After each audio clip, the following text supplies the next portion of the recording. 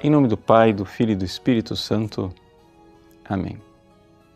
Meus queridos irmãos e irmãs, nós estamos no dia 6 de janeiro e o calendário da Igreja Universal celebra hoje a solenidade da Epifania do Senhor, que no Brasil é transferido para o domingo seguinte, que esse ano cai no dia 8. Mas mesmo assim, a leitura facultativa para o dia de hoje, embora não seja o dia da Epifania, nos fala de uma das Epifanias de Jesus. Por quê?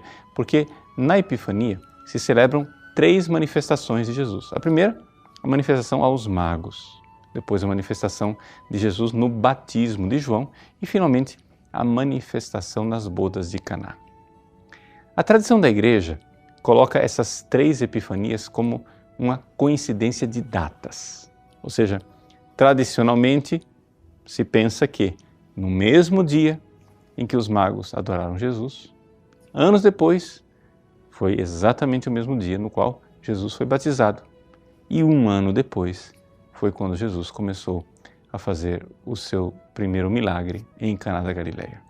É isso que piedosamente pensa a tradição da Igreja.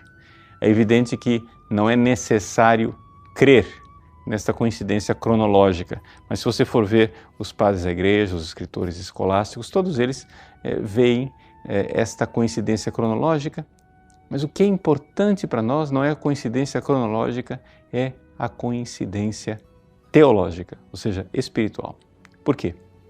Porque, de fato, Jesus se manifesta. É necessário que Jesus mostre um pouco a sua verdade, a sua identidade escondida. E aqui nós vemos o testemunho de São João Batista no Evangelho, que nos fala que verdadeiramente ele que batizou com água, ele virá Jesus que batizará no Espírito Santo, alguém que é mais forte do que eu e não sou digno de desatar as sandálias. E aí, São Marcos, com muita brevidade, nos narra a cena do batismo de Jesus.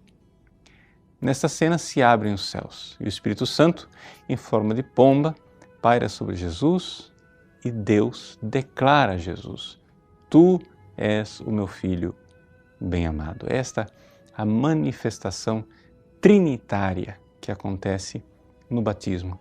E, portanto, aqui nós somos chamados a crer que aquela criança que nasceu no Natal, que nasceu em Belém, ele é a presença dentre nós de Deus, Emanuel. E, portanto, porque ele é a segunda pessoa da Santíssima Trindade, onde ele está, estão as outras 2 pessoas. Ou seja, a Trindade está sempre onde está Jesus.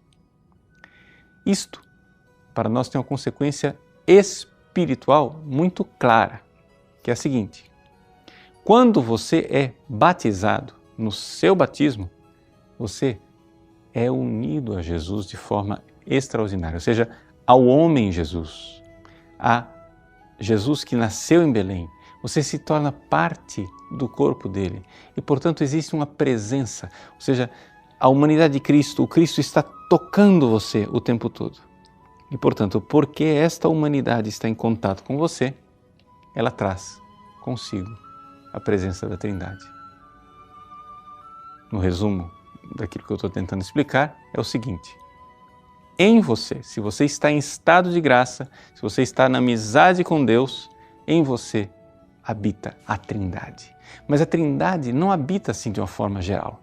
Ela habita da seguinte maneira: porque você é tocado por Jesus, aquele que batiza no Espírito Santo, a Trindade está em você.